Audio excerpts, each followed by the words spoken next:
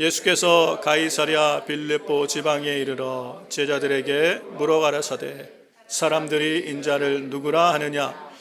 가로되 더러는 세례 요한, 더러는 엘리야, 어떤 이는 예레미야나 선지자 중에 하나라 하나이다.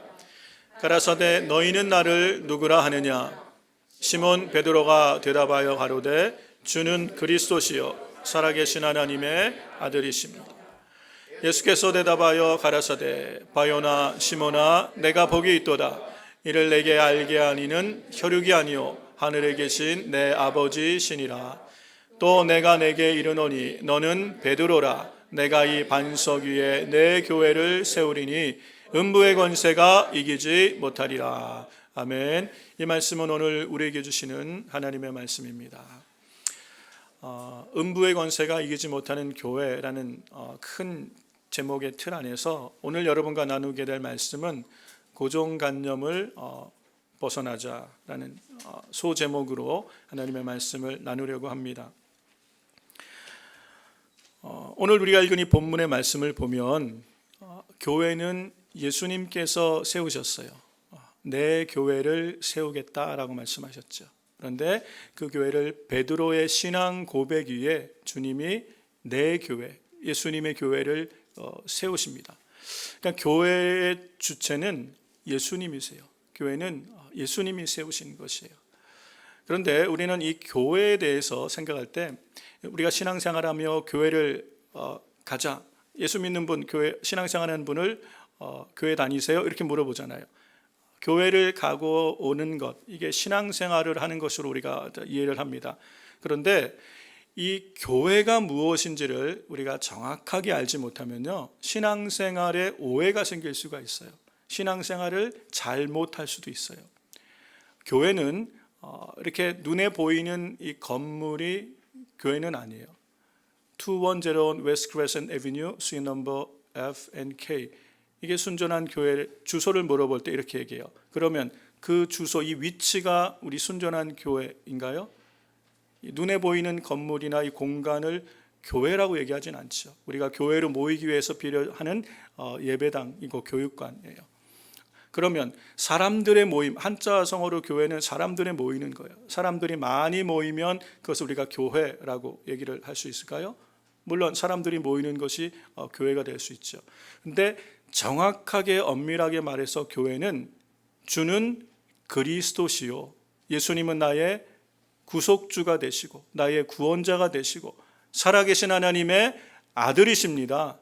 나의 삶의 진정한 주인이시고 왕이십니다라는 이 신앙 고백 위에 내 교회를 세우신 거예요. 이런 신앙 고백을 하는 사람들이 모이는 영적 공동체가 교회라는 것이에요. 그래서 우리는 이 교회가 예수님인 걸 알아요. 우리는 교회라고 생각할 때에 사람들을 주목합니다. 전통적으로 신학적으로는 교회를 그러면 이렇게 신앙 고백하는 사람들의 모임이 교회였어요. 그래서 사람들을 주목하고 모이는 무리에 주목을 했는데 실제로 신약 성경의 더 큰 의미에서 교회는요, 예수님이세요. 예수님. 그래서 교회를 그리스도의 몸이다라고 성경은 얘기해요. 이 교회를 예수님이 내 피로 샀다라고 말씀하시는 거예요. 여러분, 우리의 신앙생활이 정말 완전히 획기적으로 변화되는 신앙생활을 하기 위해서는요, 교회가 예수님의 몸으로 보일 수 있어야 돼요. 느껴질 수가 있어야 돼요. 내가 이 교회 안에서 사람들과 부딪히는 이 인간관계, 만나는 이 모든 시스템, 이게 교회라고 생각하면 안 돼요. 교회는 그리스도의 몸이에요. 이 교회 안에서 일어나는 모든 우리가 만남이라는 관계 속에 일어나는 이 모든 일은 전부가 예수님과 관계 있는 것이에요. 우리 한 사람 한 사람을 성경은 그리스도의 몸의 지체다라고 그랬어요. 그럼 우리가 서로의 그 교회 안에서 교인들끼리 만나며 관계하는, 거기서 발생하는 모든 일들은 인간 관계로 끝나서는 안 된다는 것이에요. 그것은 그리스도 안에서 되어지는 모든 활동, 곧 예수님과 연결된 예수님께 되어지는 모든 일들인 것을 우리가 기억해야 돼요. 교회는 그리스도의 몸이다. 교회가 그리스도의 몸이라는 것은 신약 성경은 계속해서 강조하고 있어요. 골로새서 말씀, 우리 에베소서 말씀 먼저 같이 보면 에베소서 1장 23절에 교회는 그리스도의 몸이요 만물 안에서 만물을 충만케 하시는 이의 충만이니라 라고 얘기해요. 교회는 그리스도의 몸이다라고 분명히 말씀하고 계세요. 골로새서에서도 똑같은 말씀을 합니다. 골로새서 1장 24절 말씀 세번역 성경으로 봅니다. 이제 나는 여러분을 위하여 고난을 받는 것을 기쁘게 여기고 있으며 그리스도의 남은 고난을 그분의 몸 곧 교회를 위하여 내 육신으로 채워가고 있습니다. 사도 바울의 고백이에요. 그리스도를 위하여 당하는 모든 고난, 주의 몸된 교회와 성도들을 섬기는 이 모든 것이 곧 그분의 몸 교회를 위하여 내 육체로 채워가고 있다. 예수님의 몸이 교회라는 걸 알 수 있어요. 주님은 이 교회를 주님의 피로 사셨다고 말씀하고 계세요. 사도행전 20장 28절 말씀에 보면 여러분은 자기 자신을 잘 살피고, 사도 바울이 이제 교회 감독 지도자들에게 하는 얘기예요. 양떼를 잘 보살피십시오. 성령이 여러분을 양떼 가운데 감독으로 세우셔서 하나님께서 자기 아들의 피로 사신 교회를 돌보게 하셨습니다. 교회가 어떤 것이라고요? 자기 아들의 피, 그리스도의 피로 사신 거예요. 그렇죠. 예수님의 십자가의 보혈, 그 흘리신 보혈로 죄 사함 받은, 그래서 예수님을 내 삶의 구속주요, 구원자로 고백하는, 하나님의 아들이라고 고백하는 사람들이 모이는 공동체가 교회이기 때문에 이 교회는 예수님이 피로 사신 것이에요. 이런 교회가 음부의 권세가 이기지 못하는 교회예요. 하나님은, 우리 예수님은 이 땅에 이런 교회를 세우시면서 교회는 음부의 권세, 사단의 권세, 이 세상의 악한 영이 이기지 못하는, 아니 세상을 이기는 곳으로, 세상의 빛으로, 세상의 소금으로 하나님의 영광을, 하나님을 영광에 내는 세상을 향한 축복의 통로로 하나님은 교회를 세우셨어요. 그리스도의 몸인 교회를 통하여 이 땅에 예수님이 하셨던 그 공생의 사역을 지금 이 교회된 우리 지체된 성도님들이 주님의 손과 발이 되어 이 일들을 하는 곳이 교회라는 것이에요. 그런데 예수님은 이 교회를 음부의 권세가 이기지 못하는 교회로 세우셨는데, 우리가 살아가는 이 시대, 이 마지막 때에 우리가 보고 경험하는 교회는 음부의 권세에 사로잡히고 음부의 권세에 압도되어 있는 그런 교회의 모습을 우리가 경험하게 되지 않습니까? 교회 안에 여러 가지 갈등으로 서로 키재기하고 편가르기 하고 힘겨루기 하면서 서로 으뜸되고자 할 때 교회가 음부의 권세에게 문을 활짝 열어줘서 이 사단이, 이 악한 마귀가 마음껏 활개치며 다니며 교회를 깨트리고 파괴해도 어찌할지 모르는 음부의 권세에 삼켜진 교회의 모습으로 살아가고 있는 그런 것들을 우리가 경험하게 되는 것이, 그런 시대에 이런 일들이 마지막 시대에 정말 많이 있을 거예요. 왜냐하면 사단은 이제 그의 때가 마지막 끝이 된 줄 알고 할 수만 있으면 정말 우는 사자처럼 믿는 자들을 삼키려고, 교회를 허물려고, 교회를 깨트리려고 그렇게 영적인 공격들이 계속 있고 또 핍박과 어려움들이 계속 있기 때문에 그런 시대를 살아가며 우리는 어떻게 음부의 권세가 이기지 못하는 세상에 하나님을 영광에 내는 교회로 우리가 세워질 수 있을까? 그런 교회의 바른 이 정체성을 우리가 세워갈 수 있을까? 어떻게 하면 우리는 순전한 교회는 음부의 권세가 이기지 못하는 이 세상의 빛으로 소금으로 하나님이 기뻐하시는 주님의 손과 발이 되어서 이 열방에 하나님이 하시고자 하는 일을 우리가 다 감당하며 우리의 몫을 감당하는 그런 쓰임받는 교회가 될 수 있을까?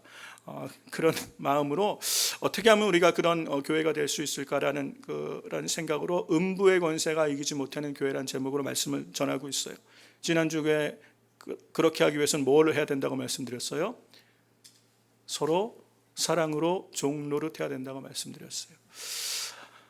오늘은 고정관념을 벗어나야 돼요. 교회가 음부의 권세가 활개치지 못하고 정말 이 하나님의 영광이 함께하는 교회, 예수님의 손과 발이 되어서 주님이 우리 가운데 일하심이 드러나며 하나님의 영광이 나타나는 교회가 되기 위해서는 먼저 우리 안에 있는 고정관념을 벗어버려야 돼요. 우리가 오늘 읽은 이 성경 본문을 시작할 때에 예수님께서 이 제자들에게 질문을 하시잖아요. 사람들이 나를 누구라 하느냐, 이렇게 물어보세요. 예수님이 살아가셨던 그 시대에 예수님을 보고 들었던 사람들, 그 사람들은 예수님에 대해서 뭐라고 생각하고 있는지, 그 사람들이 예수님을 뭐라고 생각했어요? 어떤 사람은 예수님은 죽었던 세례 요한이 다시 살아나신 분이다, 세례 요한이다 라고 말하는 분도 있고, 어떤 사람은 구약의 그 약속한 엘리야다, 하나님의 선지자 엘리야다, 어떤 사람은 예레미야다, 선지자 중에 하나다 라고 이렇게 예수님에 관하여 얘기해요.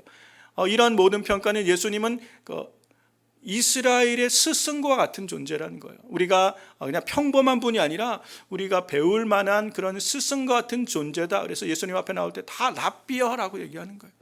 스승 같은 존재다. 이게 일반적으로 그 당시 많은 유대인들이 예수님에 관하여 가지고 있던 생각이었어요. 근데 이런 생각은 그들의 전통이라는 율법과 이 장로들의 유전, 미드라시, 그 삶의 문화의 전통 안에서 예수님을 그렇게 이해를 하고 있었던 것이에요. 근데 예수님은 정말 그런데 그 정도, 그냥 이스라엘의 훌륭한 스승 정도인 분이신가요? 예수님에 관하여 오해하고 있던 사람들이, 그 당시 사람들이 어떻게 오해하는지를 볼 수 있는 또 말씀이 요한복음 1장에 보면 이 빌립이 예수님을 경험하고 이분이야말로 우리가 기다렸던 그 바로 그리스도임을 경험하고 자신의 친구인 나다나엘을 찾아가서 하는 얘기예요. 45절과 46절을 한번 보여주세요. 요한복음 1장 45절 46절. 이 빌립이 나다나엘을 찾아가서 하는 얘기가 같이 한번 읽어볼까요? 빌립이 나다나엘을 찾아 이르되 모세가 율법에 기록하였고 여러 선지자가 기록한 그 일을 우리가 만났으니 요셉의 아들 나사렛 예수니라. 네, 여기까지 보세요. 모세가 율법에 기록한 오리라는 바로 그 선지자, 예언되었고 약속되었던 바로 그 메시아, 그리고 선지자들이 바로 기다리고 가르쳤던 그 메시아 그리스도를 얘기하는 거, 그를 우리가 만났다는 거예요. 근데 요셉의 아들 나사렛 예수다라고 소개를 했더니 이 나다니엘이라는 사람은 굉장히 경건한 사람이에요. 그런데 그가 어떤 편견을 가지고 있어요? 어떤 고정관념을 가지고 있어요? 46절 보세요. 나다나엘이 가로되 나사렛에서 무슨 선한 것이 날 수 있느냐? 그러니까 빌립이 와보라 라고. 나사렛에서 무슨 선한 것이 나올 수 있느냐? 만약에 이분이 그리스도면 그리스도는 성경에 예언되기를 유대 베들레헴에서 나셔야 되는데 무슨 나사렛 출신이 무슨 거기서 선한 일이 있겠고 선한 것이 나겠느냐? 나사렛은 이 갈릴리 쪽에 있는 아주 작은 촌동네예요. 그러니까 이 사람은 지금 어떤 고정관념 편견이 있어요? 무슨 나사렛, 거기서 무슨 선한 것이 날 수 있겠어? 나사렛 출신이면 그냥 안 봐도 돼, 이런 것이요. 그랬더니 빌립이 와 보라, 한번 보고 나서 만나보고 나서 한번 얘기를 해보자. 그래서 초대를 해요. 그 다음 말씀 한번 보여주실래요? 47절부터 49절에 보면 예수께서 나다나엘이 자기에게 오는 것을 보시고 그를 가리켜 가로되 보라, 이는 참 이스라엘 사람이라 그 속에 간사한 것이 없도다. 나다나엘에 대해서 예수님이 굉장히 좋은 평가를 하시죠. 그러니까 나다나엘이 물어보는 거예요. 나다나엘이 가로되 어떻게 나를 아시나이까? 예수께서 대답하여 가라사대 빌립이 너를 부르기 전에 내가 무화과 나무 아래에 있을 때에 보았노라. 49절 보세요. 나다나엘이 대답하되 랍비여, 당신은 하나님의 아들이시요 당신은 이스라엘의 임금이로소이다. 여러분, 이런 고백이 어떤 일이 도대체 무슨 무화과 나무 아래에서 있는 너를 보았다, 무슨 일이 있었기에 나다나엘이 예수님의 그 한마디에 나사렛에서 무슨 선한 것이 나겠느냐 나사렛 출신은 무시했던 그가 예수님에 대하여 하나님의 아들이십니다, 진정한 이스라엘 왕이시군요. 어떻게 가능한 거예요? 그러니까 무슨 일이 있었는지는 아무도 몰라요. 분명한 것은 나다나엘이 이 무화과 나무 아래서 하나님 앞에 기도하고 있었을 거예요. 큐티를 하든 묵상을 하든 아니면 기도를 하고 있었던, 하나님과 나다나엘만 아는 일들을 그 속에 하고 있었을 거예요. 하나님과 나다나엘만 아는 그 일을 누가 알고 있는 거예요? 예수님이 보았다고 얘기하죠. 예수님이 아시는 거예요. 이분이 누구신가? 그냥 저 혼자 생각하기로는 이 나다나엘이 하나님, 지금 우리나라가 이렇게 어렵고 힘든데 우리 성경에 주님이 약속하신 그리스도를 보내주십시오. 그리스도가 정말 오시기를 기다립니다. 그런 그리스도를 기다리며 소망하는 그런 기도를 했을지도 몰라요. 그런 나다나엘의 기도를, 하나님께만 드렸던 그 기도를 예수님이 하시는 말씀을 보고 당신은 하나님의 아들이십니다. 사랑하는 성도 여러분, 나다나엘이 나사렛에서 무슨 선한 것이 나겠느냐라는 지역에 대한 어떻게 그런 출신에 대한 이 고정관념이 깨어지고 그걸 벗어버리는 순간 하나님의 아들이 눈에 보이는 것이, 많은 사람들이요 오늘 신앙생활하면서 자신들이 가지고 있는 고정관념을 벗어나지 못해서 그 안에서 하나님까지도 제한하고 있는 모습을 얼마든지 봐요. 여러분, 한국이 지금 대선이 이제 다가오니까 많은 사람들이 모이면 정치 얘기를 하는 거예요. 뭐 우파다, 좌파다, 뭐 여러 가지 얘기. 여러분, 무슨 파가 중요한 게 아니에요. 그런데 문제는 그것 때문에 싸워요. 교회 안에서도 밥 잘 먹고 얘기하다가 정치 얘기만 나오면 거기서 딱 막혀요. 그걸 못 넘어가는 분들이 많아요. 여러분, 대부분 많은 기독교인들이 또 이렇게 애국, 나라를 사랑하는 마음이 많습니다. 맞아요. 우리가 국가를 위해서 기도하고 그래서 나라를 위해서 많이 기도해요. 그런데 나라를 사랑하는 그 마음, 애국하는 그 마음이 때로는 나의 신념이 되어져 버리면요, 그 다음에 이것을 넘어가지 못해요. 이 애국이라는 것을 거에 갇혀서 하나님이 안 보이고 예수님이 안 보이는 경우가 있어요. 예수님의 제자들도 그랬던 걸 볼 수 있어요. 자신의 신념, 자신의 욕심에, 이스라엘의 많은 사람들이, 여러분, 우리가 지금 경험하는 일들은요 우리만의 이야기가 아니에요. 성경은 이미 많은 사람들이 그걸 다 경험했던, 자신들의 신념이나 그 뿌리가 욕심인데 욕심에 갇혀서 그 안에서 하나님을 경험하지 못하고 예수님을 보지 못하는 것. 요한복음 6장에 보면 아주 놀라운 말씀 있죠. 6장에 보면 오병이어 기적이 일어나요. 오병이어의 기적 전후로 예수님은 이스라엘에서 가장 인기 있는 분이었어요. 많은 사람들이 수천 명이 예수님을 따라다녀요. 예수님이 떴다 그러면 사람들이 구름처럼 몰려드는, 그러니까 이스라엘에서 그 당시 가장 뜨거운 분이 예수님이었어요. 많은 사람들이 예수님을 따라다녀요. 그런데 그 많은 사람들을 보리떡 5개와 물고기 2마리로 5천 명이나 넘는 사람들을 다 먹이고,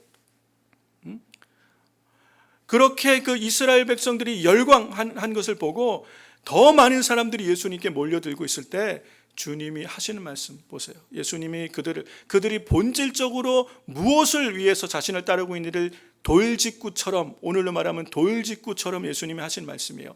예수께서 대답하여 가라사대 내가 진실로 너희에게 이르노니 너희가 나를 찾는 것은 표적을 본 까닭이 아니요 오병이어는 표적이라는 것이에요. 이 표적이 뭐냐면 예수님이 그리스도시고 하나님의 아들이시라는 표적, 기적을 통한 증거가 표적이거든요.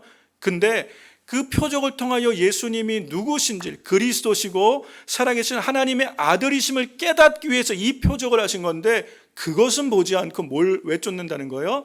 떡을 먹고 배부른 까닭이로다. 이 많은 사람들이 예수님께 막 열광하는 이유가 예수님이 하나님의 아들, 그들이 기다리는 그리스도이심을 믿어서 그런 게 아니라 떡을 먹고 배불렀기 때문에, 그들의 니들을 채워주고 그들의 신념을 만족해 줄 만한 분, 이분이면은 우리 이스라엘, 지금 이 로마의 압제 아래서 신음하며 고통하고 있는 우리 민족을 해방시켜 줄 구원자가 될 수 있겠다라는 정치적인 메시아를 기다린 거예요. 그리고 경제적인 문제를 이분이면 해결할 수 있겠다. 이 로마의 압제 아래 많은 사람들이 고통하고 있을 때, 아니 보리떡 5개와 물고기 2마리로 5천 명이 넘게 먹였다면 이분은 얼마든지 이 경제 문제를 해결할 수 있지 않을까. 요즘도 많은 사람들이 이제 피곤하고 지쳤는지 우파고 좌파고 다 필요 없고 등 따숩고 배부르게 해줄 수 있는 사람은 누구나 찍겠다. 그러니까 내게 유익하면 그냥 찍으면 되는 거야. 사람들 그렇게 생각해요. 그렇죠? 여러분, 예수님을 따르는 많은 사람들도 자신들의 신념을 가지고 예수님을 따랐어요. 특히나 예수님의 제자들 중에도 그런 사람들이 있었던 걸 볼 수 있어요. 이렇게 많은 사람들이 예수님을 따를 때 주님이 그들에게 직접적으로 이렇게 말씀하시면서 27절 말씀 한번 보세요. 썩을 양식을 위하여 일하지 말고 영생하도록 있는 양식을 위하여 일하라. 썩을 양식, 이 세상의 영광을 위해서, 세상의 유익과 목적을 위해서 하나님 나라를 찾지 말고 하나님, 영생하는 영원하신 하나님 나라의 가치와 목적을 추구할 것을, 다시 한번 예수님을 믿고 예수님을 따르며 우리가 신앙생활하는 분명한 목적이 뭐가 되어야 되는지를 말씀하고 있는 걸 볼 수 있어요. 그러면서 이 말씀 이후에 예수님께 열광한 그 많은 사람들이 다 떠나갔어요. 다 떠나고 난 다음에 주님이 남아있는 12명 제자들에게도 하는 얘기예요. 너희도 가려느냐. 그 말씀이 66절부터 71절까지 말씀 한번 보실래요? 66절부터 71절까지 한번 말씀 볼게요.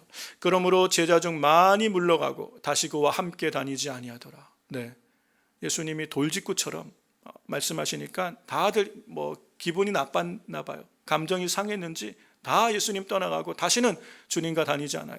그랬더니 예수님이 하신 말씀 38절에 12제자에게 이르시되 너희도 가려느냐. 68절 말씀 보세요. 시몬 베드로와 대답하여 주여 영생의 말씀이 계시니 우리가 누게로 가오리까. 우리가 주는 하나님의 거룩하신 자신 줄 믿고 알았사옵나이다. 예수님을 경험한 사람은 이렇게 얘기해요. 그런데 주님이 하신 말씀 보세요. 예수께서 대답하시되 내가 너희 12를 택하지 아니하였느냐. 그러나 너희 중 한 사람은 마귀니라 하시니 71절에 이 말씀은 가롯 시몬의 아들 유다를 가리키심이라. 저는 12 중에 하나로 예수를 팔 자라라. 이 대목에서 이 말씀을 하신 이유는 예수님은 12명의 제자가 지금 앉아있지만 몸은 예수님과 함께 있지만 이미 그 순간에 가룟 유다는 예수님을 팔 생각으로 예수님을 향하여 뜻을 접었어요. 왜 그래요? 가룟 유다는 이스라엘의 독립에 관한 이 열심, 자기 신념으로 가득했던 사람이에요. 그것을 넘질 못하는 거예요. 자기 신념 안에 갇혀서 하나님도 그리스도도 그 안에서 갇혀버린 거예요. 그걸 넘어가지 못하는 거예요. 하나님의 아들이요 그리스도를 보지 못하고 우리를 이 모든 피로에서 우리를 벗어나게 할, 이 모든 억압에서 우리를 자유케 해줄 분으로 믿었는데 이분이 다른 얘기를 하니까 예수님에 대한 마음을 접는 거예요. 그리고 이때부터 예수님을 팔 생각을 하다가 때가 되니 예수님 그의 스승을 은 30에 팔아버리게 되는 그 전환점이 바로 이 순간이 되는 것을 알 수 있어요. 여러분, 신앙생활하며 우리가 애국도 좋고 민주화도 좋고 다 좋습니다. 그러나 그것에 갇히면 하나님을 제한하게 돼요. 그리스도를 못 봐요. 예수님이 하나님의 아들이시며 그리스도이심을 단지 이스라엘을 로마에서 구원하기 위해서 오시는 정도가 아니라 온 인류를 죄와 사망의 저주에서 자유케 하실 인류의 구원자로 오신 그분을 보지 못하는 것이에요. 하나님의 아들, 내가 진정으로 섬기며 따라야 될 나의 왕이신 것을 보지 못하는 거예요. 가려지는 거예요. 왜요? 내 고정관념, 내 신념에 묶여버리는 거예요. 여러분, 오늘날 많은 분들이 저는 그렇게 생각합니다. 저는 제가 교회에서 정치적인 얘기를 하지 않습니다. 그런데 정치적인 어떤 성향이 어떻든 아니면 내 출신이 어떻든 문제는 그 안에 뭐가 있느냐는, 왜 나는 애국을 말하고 왜 나는 민주화를 말하고 그 안에 만약에 우리 안에 으뜸되고자 하는 마음이 있다면, 가룟 유다 안에 그 마음이 있었어요. 예수님이 한 자리를 차지하면 제자들도 똑같았어요. 나는 예수님의 나라가 임할 때 우의정하고 좌의정하고 한 자리 해야지, 이 욕심, 으뜸되려는 마음이 제자들에게도 있었어요. 그게 보이지 않게 가룟 유다에게 많이 있었던 것 같아요. 그런데 이분을 통해서는 그 뜻을 이루지 못할 것 같으니까 예수님을 떠나는 것이에요. 여러분, 우리가 여러 가지로 많이 이야기하지만 그 속의 본질이 만약에 으뜸되고자 하고 내가 높아지고자 하고 내 필요를 채우고자 하는 욕심에 시작된 마음이라면, 마귀의 정신이라면 절대로 그것으로는 그리스도를 경험할 수가 없어요. 여러분, 성도들, 신앙생활하는 성도들 안에 여러 가지를 얘기하지만 그 마음의 중심이 욕심에 의한 것이라면 하나님 나라를 경험할 수가 없는 거예요. 음부의 권세가 이기는 교회로 세워지기 위해서는 우리 안에 이 고정관념, 그 뿌리 깊은 곳에 있는 욕심을 버리고 예수님의 마음으로 바뀌어야 되는 거예요. 마음이 새롭고 변화되지 않으면 하나님 나라를 경험할 수가 없는 거예요. 우리 안에 욕심과 죄가 가득하니까 하나님과 내 사이에 막힌 것이 있어서 하나님을 경험하지 못하는 거예요. 왜 우리의 기도가 응답이 안 됩니까? 나와 하나님 사이에 막힌 것이 있으면 알지 못하고 무엇 때문에 안 되고 이것 때문에 안 되고 저것 때문에 안 된다고 사람 탓하고 환경 탓하지 내 안에 죄 때문에 욕심 때문에 하나님이 내 안에 역사하지 못하는 것은 모른다는 것. 그러니까 그리스도가 안 보이고 하나님의 아들이 안 보이는 거예요. 여러분, 이 고정관념을 벗어버릴 수 있길 주의 이름으로 축원합니다. 이 고정관념 안에 있으면 우리가 그 안에 하나님도 제한하게 돼요. 하나님도 제한한. 여러분, 하나님은 우리의 모든 생각과 지식과 경험보다 초월한 분이시죠. 그런데 어떤 분들은 하나님 안에는 지식이 남보다 좀 더 많은 분이 있어요. 열심히 낼 수 있는 분들이 있죠. 그리고 공부를 많이 하신 분도 있을 수 있어요. 어떤 분들은 좀 더 신령할 수가 있죠. 교회 안에서 더 많은 은사와 또 어떤 깊은 영적인 경지를 체험할 수도 있어요. 그런데 그것이 자기 의가 되고 만약에 그것이 내 기준이 되면요, 그 안에 갇혀버리는 거예요. 하나님을 자기가 아는 지식과 정보와 경험과 체험 안에 가두면 여러분, 하나님은 그 안에 갇혀 계시는 분이 아닌데 그것만 내가 아는 지식, 내가 가진 정보, 내가 체험한 것만 옳다고 생각하면 그것은 하나님을 제한하는 것이에요. 그렇게 되면 다른 사람과의 모든 관계 속에 내가 옳은 것이 증명되어야 되기 때문에 변론이 나올 수밖에 없어요. 그러면 거기에 다툼이 나오게 되고요, 거기에 판단과 정죄가 나오게, 이건 패키지예요. 그대로 따라올 수밖에 없는 거예요. 우리가 요즘 묵상하는 이 욥기 말씀 안에 이걸 그대로 보고 있지 않습니까? 수천 년 전에 기록된 말씀이지만 마치 우리 얘기하는 것처럼 그대로 보고 있어요. 여러분, 욥의 세 친구들은 굉장히 아주 훌륭한 분들이죠. 하나님을 아는 지식에서나 그들이 체험한 하나님 경험, 신령한 체험들을 많이 했던 그 시대의 지혜자들이고 선생들이었어요. 그랬던 그들이 어떻게 욥을 위로하러 와서 욥을 그렇게 정죄하고 비난하고 욥을 산산조각 내는 일에 어떻게 쓰임받습니까? 음부의 권세가 이기지 못하는 그런 교회와 그런 관계가 되어야 될 사람들이 음부의 권세에 완전히 사로잡혀 있는 그런 모습으로 지금 욥과 친구들의 대화가 진행되는 게 욥기잖아요. 왜 그래요? 왜 욥의 친구들이 그래요? 그들의 고정관념에 사로잡혔기 때문에 그래요. 자신들이 하는 지식, 경험, 이 한계를 벗어나지 못하는 거예요.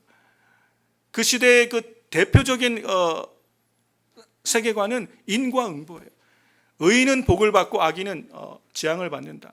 결과적으로 지금 내 삶이 잘 되고 형통하면 나는 의인이고, 내 삶에 재앙이 있고 어려움이면 죄를 지었기 때문에 죄인인 거죠. 분명히 지은 죄가 있기 때문에 하나님이 이렇게 심판하시는 거다. 이 사고에서 벗어나지 못하니까 그것이 옳다는 걸 증명하기 위해서 죄 없는 욥을 계속해서 비난하고 정죄하고 죄인 만들어야 속 시원한 게 욥의 세 친구들이에요. 그래서 비난하고 정죄하다 보니까 안 되는 게 저주까지 하는 거예요.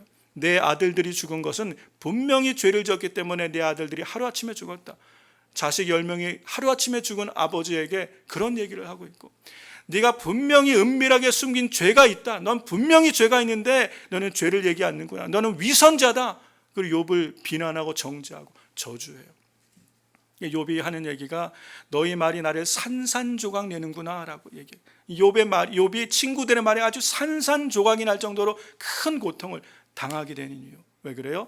그들의 고정관념을 벗어버리지 않기 때문에.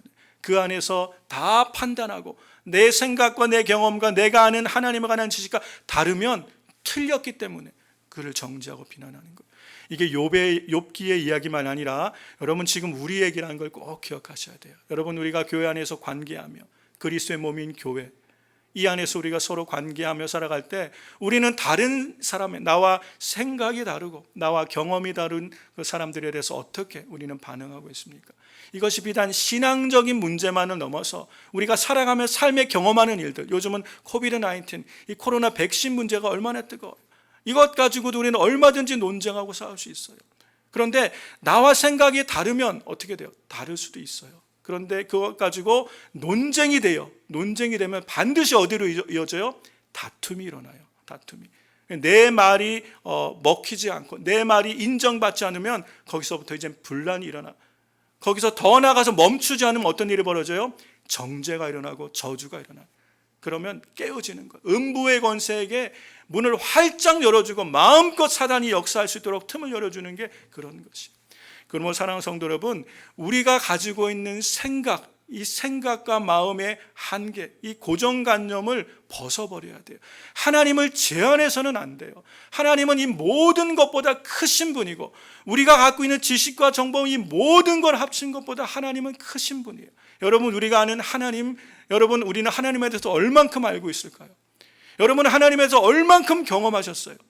여러분이 하루에 1시간, 2시간 경험, 기도하고 하나님 앞에 금식하고 기도하면 하나님을 다 알고 있는 겁니까? 우리가 성경을 백독했으면 우리 하나님을 다 알고 있는 걸까요? 우리가 하나님에 가야 하는 것은 지극히 일부분일 것이에요. 그렇죠? 그러므로 누구도 내가 아는 것이 옳다고 다른 사람을 그것으로 판단하고 정죄할 수 있는 자격이 아무도 없어요.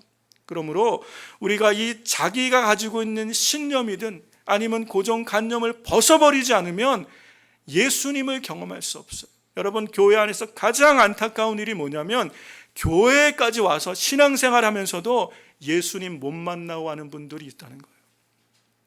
자신의 고정관념, 자신의 신념, 자신의 욕심에 눈이 멀어서 예수님을 그리스도로 보지 못하고 예수님이 하나님의 아들이심을 깨닫지 못하고 그냥 교회의 문턱만 밟고 가는 그런 분이 있을 수 있다는 거예요. 이건 얼마나 안타깝고 억울한 일이에요. 억울한 일. 왜 그렇게 된다는 거예요? 자신의 고정관념을 벗어버리지 못하기 때문에. 말씀을 정리하겠습니다. 사랑하는 성도 여러분, 그럼 우리가 어떻게 해야 될까요? 어떻게 해야 우리가 정말 우리 안에서 이 음부의 권세가 이 교회 안에 활동하는, 마음껏 활개치며 활동하는 그런 교회가 아니라 음부의 권세가 이기지 못하는 하나님의 영광이 함께하는 교회로 쓰임받을 수 있을까요?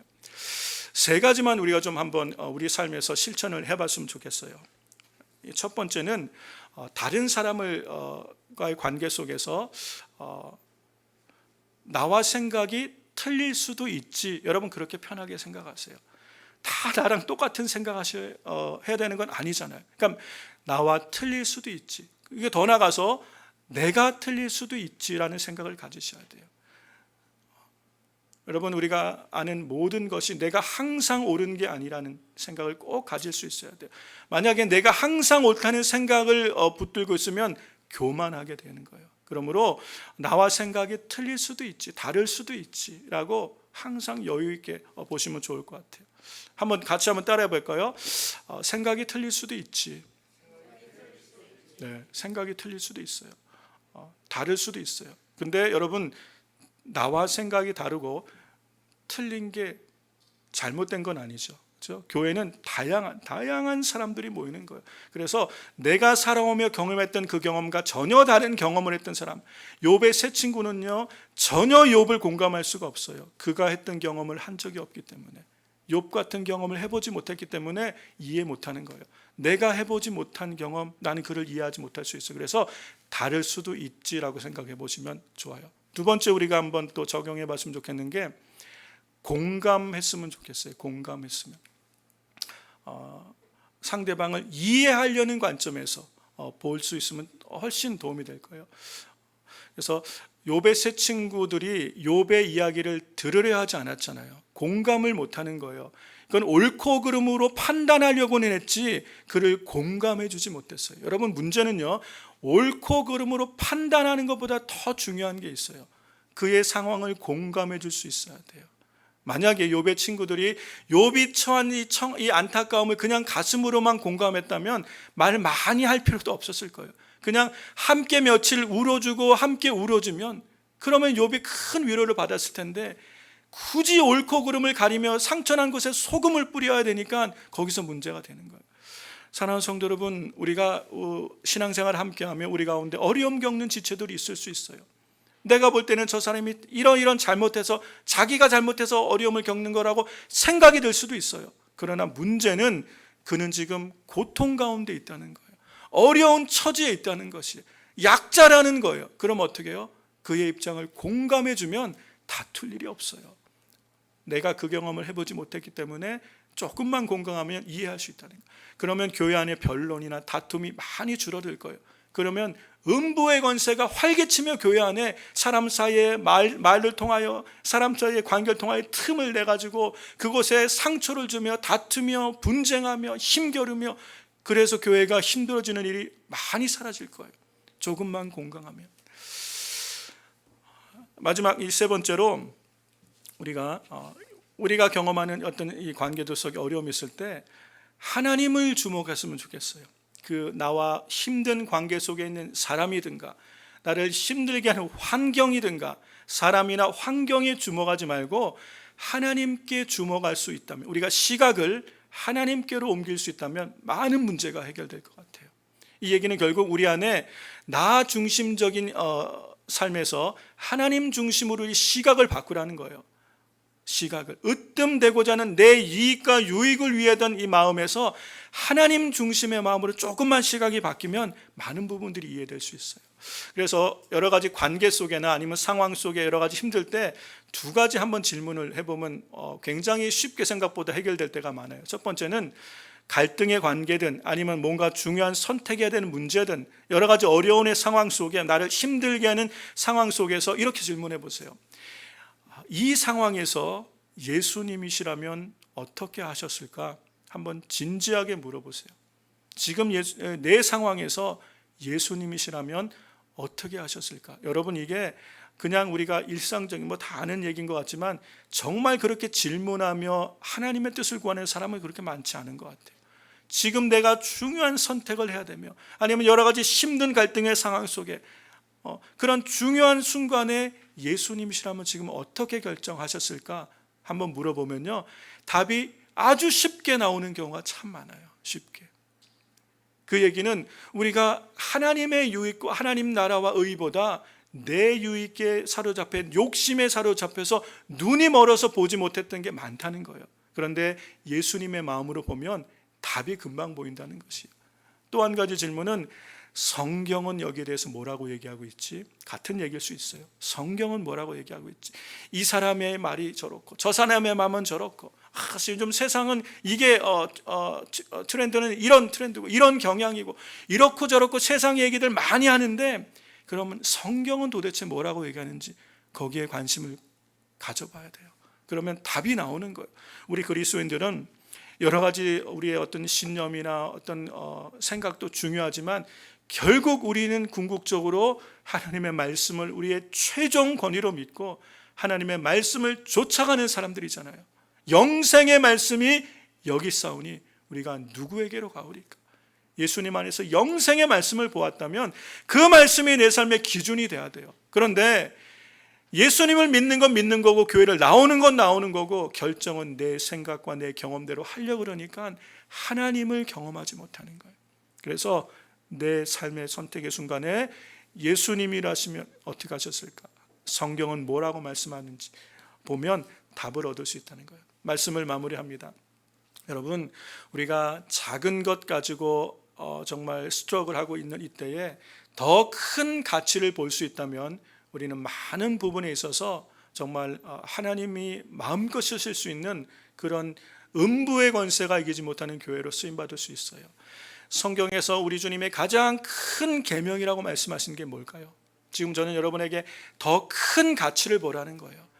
대부분 많은 사람들이 싸우는 일들이 본질적이고 죽고 사는 문제가 아니라 아주 작은 감정적인 문제 아니면 스타일의 문제, 경향의 문제 가지고 다투다가 서로 갈라지고 아파하는 게 너무 많아요. 본질적인 게 아니에요. 그러면 성경에서 가장 큰 계명으로 주신 게 뭐예요?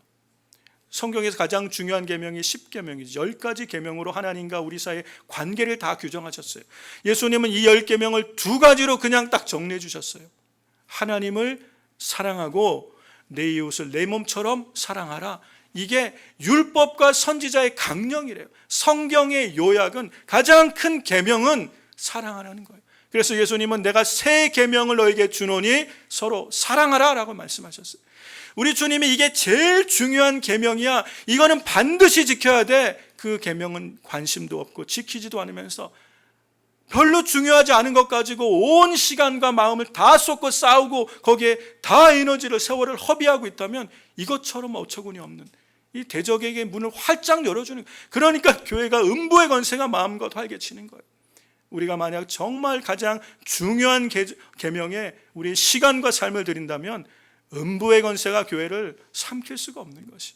사랑하는 성도 여러분, 우리 순전한 교회는 서로 사랑함으로 하나님의 의를 이뤄가는 순전한 교회 되시길 주의 이름으로 축원합니다. 사랑하라는 이 말씀이 가장 큰 계명이에요. 이게 우리가 가장 우선적으로 지켜야 될 계명인 줄 믿습니다. 그러면 가장 큰 명령은 뭐예요?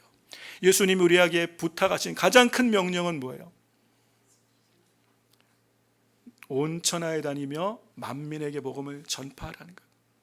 만민에게 복음 증거하는 것. 예루살렘과 온 유대와 사마리아 땅끝까지 가서 복음의 증인이 되리라. 너희는 가서 모든 족속으로 제자를 삼고 아버지 아들과 성령 이름으로 세례를 주고 내가 너에게 부탁한 모든 것을 가르쳐 지키게 하라. 영혼을 구원하는 일이 가장 큰 거예요. 여러분, 사람을 살리는 게 가장 큰 명령이에요. 우리에게 부탁하신 사명이에요. 사람을 살리는 것.